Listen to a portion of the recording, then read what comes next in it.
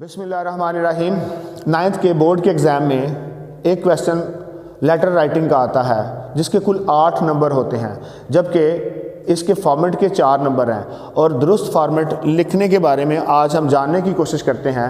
Letter का format आप इसको लेफ़्ट साइड से शुरू करके राइट साइड पे ख़त्म कर सकते हैं। आप इसको राइट साइड से शुरू करके लेफ़्ट साइड पे ख़त्म कर सकते हैं।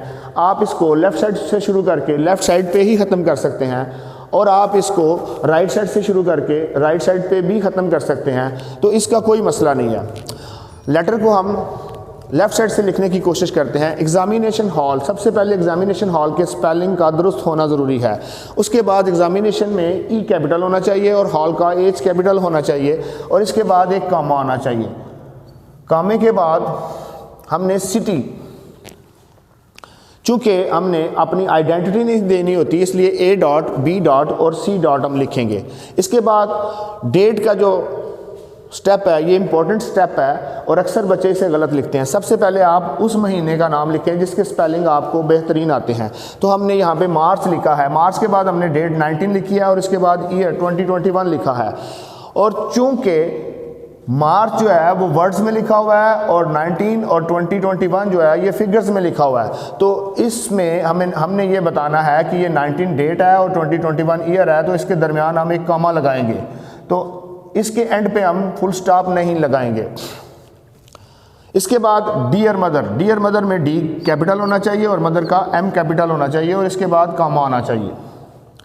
और अगर हम माय डियर मदर लिखते हैं तो फिर एम कैपिटल होना चाहिए और डियर का डी स्मॉल हो जाएगा और मदर का एम कैपिटल हो जाएगा।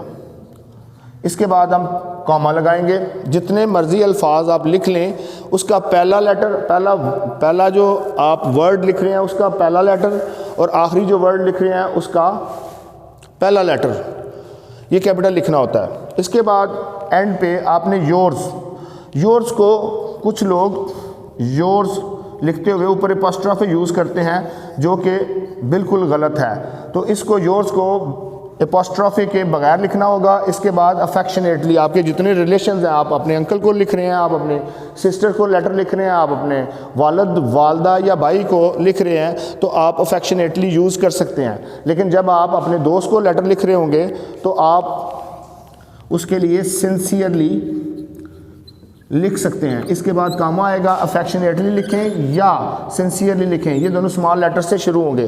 तो इस तरह से एग्जामिनेशन हॉल लिखने के बाद, कामा दुरुस्त लिखने के बाद आप 1 नंबर के हकदार होंगे।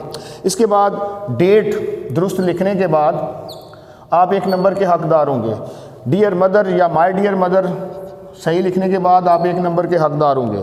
और योर्स अफेक्शनेटली सही लिखने के बाद आप 1 नंबर के हकदार होंगे। तो ये कुल मिला के 4 नंबर हैं, जबकि बॉडी के 4 नंबर हैं। तो इस तरह से ये कुल मिला के 8 नंबर हैं। और अगर इस फॉर्मेट को हम एज इट इज़ तैयार कर लेते हैं तो इसका मतलब ये है कि हमने बोर्ड में अपने 4 मार्क्स जो हैं वो कंफर्म कर लिए हैं।